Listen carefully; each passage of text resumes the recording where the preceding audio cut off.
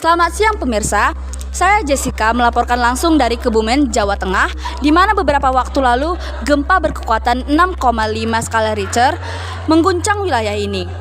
Gempa yang terjadi pada tanggal 25 Januari 2024 pukul 12.14 siang dini menyebabkan kerusakan di beberapa daerah, termasuk rumah-rumah warga yang hancur. Salah satu keluarga yang terdampak adalah keluarga Pak Josen. Hari ini saya akan berbincang langsung dengan beliau beserta kedua anaknya, Diamanda dan Joshua, yang mengalami peristiwa ini secara langsung. Mari kita dengarkan kisah mereka. Waktu itu kan aku lagi di ruang tamu, Joshua di kamar, Diamanda pun di kamarnya. Tiba-tiba kurasa tanah ini kayak goyang. Awalnya pelan, tapi lama-kelamaan makin kencang. Barang-barang di rumah jatuh, dinding mulai retak. Aku refleks panggil anak-anak.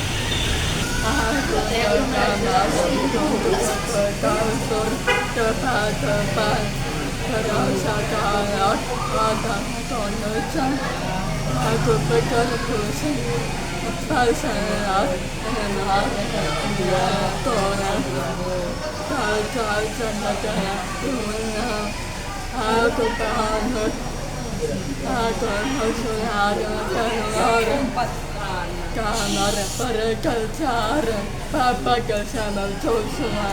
Aku tarik tangan mereka berlari kepada keluar rumah. Tiduran sadar, aku pas itu masih tiduran. Tiba-tiba kakak datang, langsung tarik tanganku. Pas sudah bangun, baru kulihat tembok sudah retak, meja roboh. Aku langsung lari keluar bareng kakak dan bapak. Baru saja kami sampai di luar, atap rumah kami tiba-tiba langsung jatuh. Kalau lambat saja entah apa yang terjadi pada kami. Nah, Pak Josen, setelah gempa terjadi, bagaimana kondisi bangunan sekitar? Parah kali kak, banyak rumah yang dindingnya retak, ada yang roboh total. Masjid dekat rumah pun ikut runtuh. Jalanan ada yang retak, listrik mati, air pun susah. Orang-orang banyak yang nangis, takut terjadi adanya gempa susulan. Oh, kalau dari segi bangunan kira-kira Pak, apa yang paling rusak di daerah ini? Kebanyakan rumah-rumah yang sudah lama, yang pondasinya nggak kuat langsung, yang pondasinya nggak kuat makanya langsung roboh. Rumah yang baru pun banyak yang retak-retak. Sekolah anak-anak pun kena, temboknya pada retak-retak. Jadi belajar pun siswa nggak bisa. Masjid dekat kami itu hancur bagian depannya.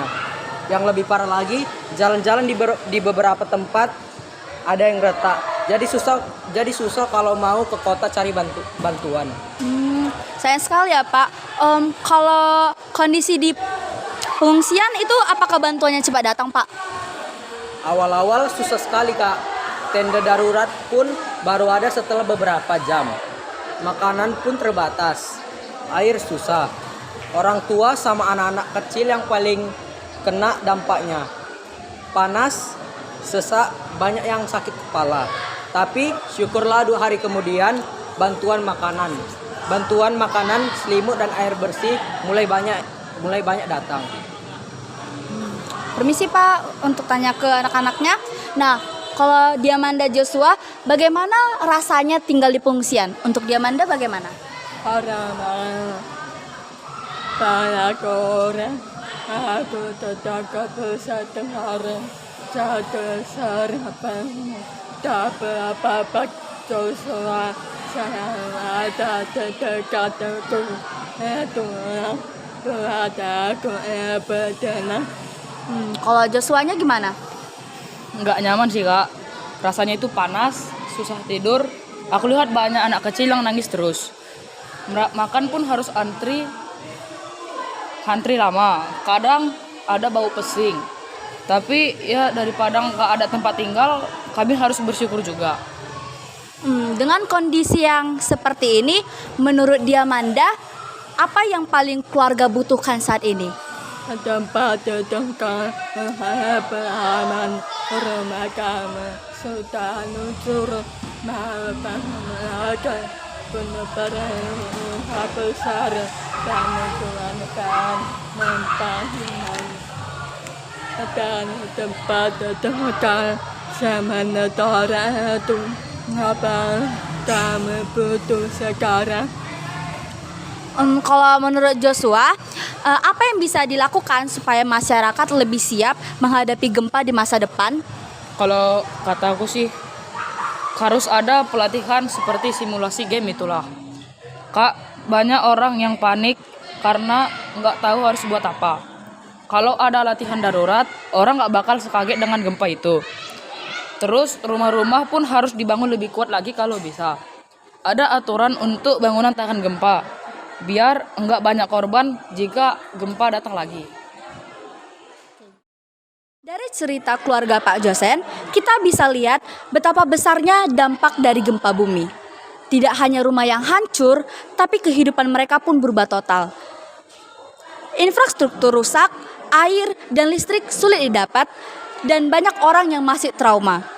Penting bagi kita semua untuk lebih siap menghadapi bencana alam seperti yang terjadi pada mereka.